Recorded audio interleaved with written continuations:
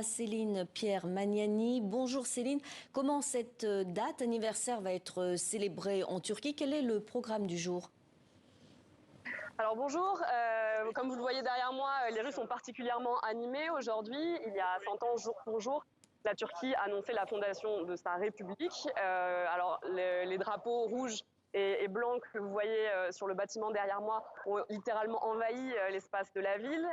Les célébrations ont rythmé la semaine. Ankara et dans toutes les grandes villes du pays. Ce matin, le président Recep Tayyip Erdogan était au mausolée de Mustafa Kemal Atatürk.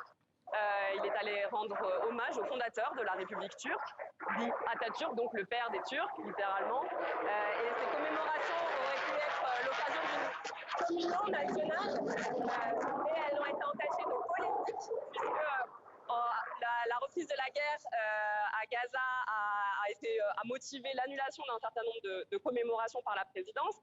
Alors ça a provoqué une levée de boucliers parmi l'opposition qui accuse régulièrement le président Recep Tayyip Erdogan de vouloir effacer l'héritage laïque et républicain de Mustafa Kemal.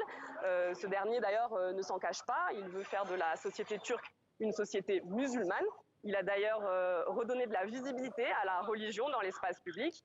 Et hier, il était donc à Istanbul devant des centaines de milliers de personnes pour un meeting en soutien à la Palestine au nom de la solidarité islamique. Alors à la veille du deuxième siècle de la République turque, c'est tout un symbole. Merci beaucoup Céline Pierre Magnani depuis Ankara.